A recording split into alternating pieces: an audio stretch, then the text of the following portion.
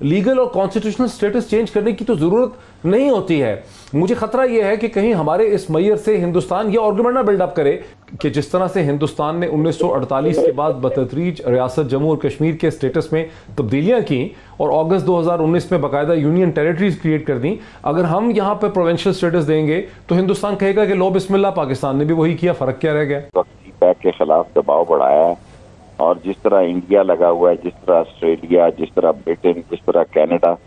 सी pack के खिलाफ एक इंटरनेशनल माहौल बनाया जा रहा है। जान साहब तो हमारे साथ ही है, लेकिन शाह महमूद साहब ने, पाकिस्तान के फॉरेन मिनिस्टर ने हमें ज्वाइन किया है। शाह महमूद कुरैशी साहब, वेरी ग्रेटफुल टू यू कि आपने इतने शॉर्ट नोटिस पे हमें इतने अहम इशू पे ज्वाइन किया है। फॉरेन मिनिस्टर, हमारे जहनों में खदशात ये हैं और आपसे ज़्यादा कोई इसको समझ नहीं सकता कि हमारे किसी मैयर से हिंदुस्तान और उसकी इंटेलिजेंसिया और उसकी इस्टेब्लिशमेंट जो है वो क्या मतलब निकालेगी हमारे किसी स्टेप से। वो कहेंगे कि हमने जस्टिफाई कर दिया उनके मैयर को। इस पर आपका क्या रद्द-ए-अमल? हमने देखिए ना, जब हिंदुस्तान यूनियन टेरिटरीज बनाता है वो उसके स्टेटस को चेंज, शाह साहब मेरा कहने का मतलब ये है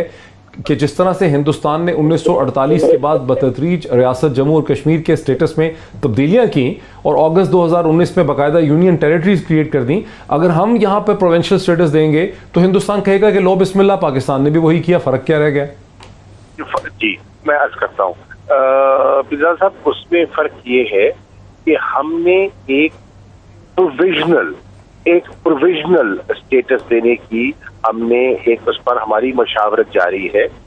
क्योंकि हमारे इल्म में है कि एक तो लोगों का ये दरीना मुतालबा भी है, ख्वाहिश भी है कि उनका अपना तशख़्ख़ुस होना चाहिए।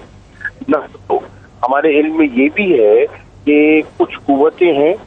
जो उस इलाके में सब नेशनलिज्म को हवा दे रही हैं और वहाँ जानते हुए उस खित्ते की, उस इलाके की अहमियत को जानते हुए, क्योंकि सीपैक के साथ भी उसकी कितनी जो अहमियत है, आबादियत है, तो वहाँ वो मामलात को बिगाड़ने की कोशिश कर रहे हैं। हमने इस पर एक मशावरत की है और इस पे हम जो भी फैसला करेंगे उसमें बुनियादी जो हमारा असूल है कि हमारा जो तारीखी मौक़िफ़ है कश्मीर पे, उसको आँच न आए। हम उस पर कॉम्प्रोमाइज करने के लिए तैयार नहीं है। इसलिए हम जो आज़ाद कश्मीर की क़यादत है उनसे भी मशावरत कर रहे हैं, जो दीगर सियासी जमातें हैं, ताकि इस पर एक नेशनल कंसेंसस हो, इत्तेफाक राय हो, उनसे भी मशावरत कर रहे हैं।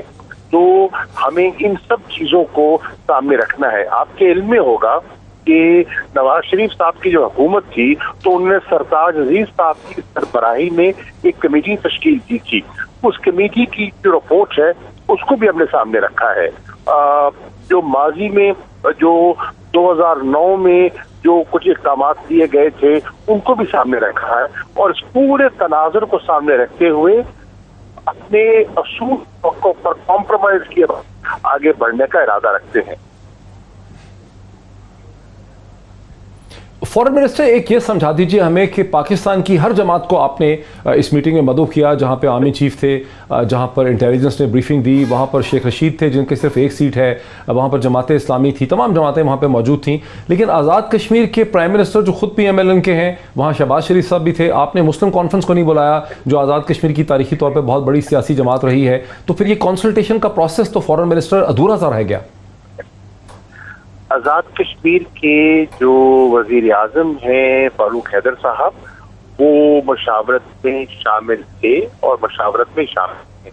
हमें कश्मीरियों की जो इस मामले में हसासियत है उससे हम गाफिल नहीं रह सकते और न रहेंगे।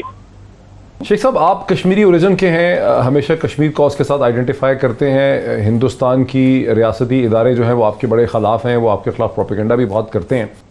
देखिए, हिंदुस्तान तो हमारे मुल्क में, सारी दुनिया में उसको सबसे ज्यादा तकलीफ इसी बात की आजकल वो कोरोना में मुब्तला है। 1 लाख बंदे उसके रोज केस आ रहे हैं, कमो बेश 92,000 95,000, और वो पाकिस्तान में किसी सूरत में नहीं चाहता कि इसकी इकॉनमी इस्टेब्लिश हो, यहाँ अमन हो, सुकून हो, यहाँ बेहतरी और बरतरी हो, क्योंकि उसको नजर आ रहा है कि उसके हालात और मामलात 28-30% जो है उसकी इकॉनमी नीचे गई है। और वो दुनिया में इस वक्त लद्दाख के महाज पर जो कुछ उसके साथ हुआ है या जो कुछ वो सोचे बैठे था वो उसकी नफी हुई है वहाँ पे। تو ایسے عالم میں وہ پاکستان کے بارے میں تو کوئی اتنی مثبت سوچ نہیں رکھتا، اور جس طرح نواز شریف کی تقریر کو انہوں نے اچھالا ہے اور اہمیت دی ہے اس لیے کہ وہ فوج کے خلاف بیانیہ تھا، وہ اس بات کی غمازی کرتا ہے کہ وہ پاکستان کے بارے میں بڑی سخت تلخ اور ترش سوچ رکھتے ہیں، تو جس کے لیے ہمیں ہر وقت تیار رہنا چاہیے۔ لیکن شیخ صاحب آخری میرا آپ سے سوال ہے کہ کچھ لوگ یہ بھی محسوس کرتے ہیں کہ اگر ہم ان کو صوبوں میں کنورٹ کر دیں گے تو در حقیقت بین الاقوامی طور پر ہم ہندوستان کے موقف کی تائید کریں گے کہ بھئی ان کو ایبزارب کر لیں، انٹیگریٹ کر لیں، مسئلے کو ختم کریں، لیٹس موو فارورڈ۔ تو ہم اس ڈائریکشن میں جا رہے ہیں کیا نہ چاہتے ہوئے بھی ہندوستان کے دباؤ میں؟ یہ بین الاقوامی دباؤ ہے ہمارے اوپر۔ دیکھیں سی پیک کا محور گلگت بلتستان ہے۔ دنیا نے جس طرح خاص طور امریکہ سمیت اس وقت سی پیک کے خلاف دباؤ بڑھایا ہے، اور جس طرح انڈیا لگا ہوا ہے، جس طرح آسٹریلیا، جس طرح برٹن، جس طرح کینیڈا سی پیک کے خلاف ایک انٹرنیشنل ماحول بنایا جا رہا ہے۔ ایسے عالم میں جس وقت سی پیک کے خلاف ساری دنیا ایک ماحول بنانے کے موڈ میں ہے، ایسے عالم میں گلگت بلتستان جو کہ سی پیک کا محور ہے، مرکز ثقل ہے، اس کو اگنور نہیں کیا جا سکتا۔ اور اس مسئلے میں اب دیکھنا ہے کہ دنیا کی سیاست بھی بدلنے جا رہی ہے، اور دنیا میں انٹرنیشنلی اب 4 نومبر کے بعد امریکن الیکشن کے بعد صورتحال اور مزید واضح ہوگی کہ دنیا کس سمجھ جاتی ہے۔ جس طرح چین اور امریکن آمنے سامنے ہیں، ہم نے چین کے ساتھ کھڑے ہونا ہے، ہم نے چین کا ساتھ دینا ہے، اور جس طرح ہم نے تبدیلیاں کی ہیں، آج ہماری فورسز ٹریننگ کر رہی ہیں، ایکسرسائز کر رہی ہیں روس میں، جس طرح ہم نے ایک نئی صورتحال کی تجدید کی ہے، اس میں سارے مسئلوں کی طرف دیکھ کر فیصلہ کرنا ہوگا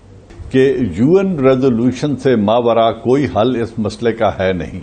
لیکن اس وقت جو گلگت بلتستان کے لوگوں کی کنڈیشن ہے اس کو دیکھنا اس لیے ضروری ہے کہ نہ وہ آزاد کشمیر پارلیمنٹ کا حصہ ہیں، نہ ان کی حکومت کا حصہ ہیں، نہ ان کا پاکستان پارلیمنٹ میں کوئی ریپرزنٹیشن ہے، نہ سینٹ میں کوئی ریپرزنٹیشن ہے۔ تو وہ کون لوگ ہیں؟ ان کو شناخت دینا اور ان کے لیے ڈیولپمنٹ کرنا اس ایریے میں، اور ان کی جو دادرسی کرنا ہے، ان کی جو حالت ہے اس کو معاشی طور پہ بہتر بنانا، سوشلی بہتر بنانا، ایک پروویژنل ایڈمنسٹریٹو ارینجمنٹ کے تحت کرنا ضروری ہے، کیا جا سکتا ہے، لیکن یہ اس کا مستقل حل اس وقت ہوگا جب UN ریزولوشنز کے مطابق پلیبسٹ ہوگا، اور دونوں طرف جو انڈین ایکوپائڈ کشمیر ہے، مقبوضہ کشمیر، اور آزاد کشمیر اور گلگت بلتستان کا، اب جو بات تاریخی اعتبار سے ہے اس میں بھی کوئی دو رائے نہیں ہے۔ جو ڈاکٹر بنگے صاحب بات کر رہے ہیں وہ 100% درست ہے کہ اس وقت بھی گلگت بلتستان ایک مقبوضہ علاقہ تھا، وہ ملکیت نہیں تھی مہاراجا کی۔ تو مقبوضہ علاقے کو نتھی کر دینا، سٹیٹس کر دینا، اس کو جو اس وقت پرنسلی سٹیٹس تھیں ان کا ماتحت کر دینا، یہ کسی کو پروگیٹو اس کا نہیں ہے۔ لیکن جب تک یہ UN ریزولوشنز کے اوپر موجود ہے، پیس میل سولوشن پورے کاز کو نقصان پہنچائے گا، لہذا پروویژنل ارینجمنٹ تو کیا جا سکتا ہے، پروویژنل ایڈمنسٹریٹو ارینجمنٹ کیا جا سکتا ہے ود دس کنڈیشن کہ اس کا فائنل حل اور سیٹلمنٹ اس وقت ہوگا جب UN ریزولوشن کے مطابق پورے علاقے میں پلیبسٹ ہوگا اور لوگ اپنی راہ کا انتخاب خود کریں گے۔ جی ڈاکٹر صاحب، میرے خیال میں نے کافی لوگوں سے یہاں بات بھی کی اور بات میں کرتا رہوں گا۔ اس کے اندر ایک بڑی سمپل سی بات ہے، مطلب آج بلکہ کسی کو کہہ بھی رہا تھا کہ جتنے پاکستان کے جھنڈے اور آئی لو پاکستان کے یہاں میں نے نشانات دیکھے ہیں تو اتنے تو پاکستان میں بھی نہیں ملتے، کہ ان کی جو 73 سال سے جو ان کی عزائم تھے وہ ہم ریکگنائز کریں، اور بہت ضروری ہے کہ ہم اس کو ابھی بھی ریکگنائز کریں۔ میرے خیال میں یہ ایک بڑا خوشائن فیصلہ ہوا ہے۔ اب اس میں پروویژنل والی جو آپ بات کر رہے تھے، ہمارا چین کے ساتھ اگریمنٹ 1963 میں جو ہوا تھا بارڈر کا، اس میں بھی یہ لکھا ہوا تھا کہ this is provisional and pending the final settlement of the dispute of the state of Jammu and Kashmir. تو وہ ہم یہاں بھی کر سکتے ہیں، اس میں میرے خیال میں کوئی دقت کی بات نہیں ہے کہ وہ جو سیٹلمنٹ ہے اس کی پینڈنگ ہم ان کو پروویژنل اسٹیٹس دے۔ اس کے ساتھ ساتھ میں یہ بھی بیان کر دوں کہ قائد اعظم محمد علی جناح نے فیبرری 1948 میں ہنزا اور نگر کا فل ایکسیشن پاکستان کے ساتھ ایکسیپٹ کیا تھا۔ تو ہنزا اور نگر تو ویسے ہی پاکستان کا حصہ ہے، یہ چونکہ ہم نے آسانی کے لحاظ سے ان کو بریگیڈ ایجنسی کے ساتھ میرے ساتھ رہے، بہت انٹرسٹنگ۔ جلد صاحب کوئکلی، اس سے پہلے کہ میں سردار صاحب کی طرف جاؤں، जनरल साहब, अगर इंटरनेट की फैसिलिटी ठीक नहीं है, पानी ठीक नहीं है, सड़क ठीक नहीं है, इसके लिए प्रोविंस का स्टेटस देने की बात तो नहीं, ये तो स्ट्रक्चरल और लॉजिस्टिक चीज़ें हैं। आप फाटा को केपी में इंटीग्रेट करें ना करें, आप वहाँ बेहतर सड़कें दे सकते हैं, अस्पताल दे सकते हैं, डिस्पेंसरी दे सकते हैं, डॉक्टर और नर्सें दे सकते हैं, टेलीकम्युनिकेशन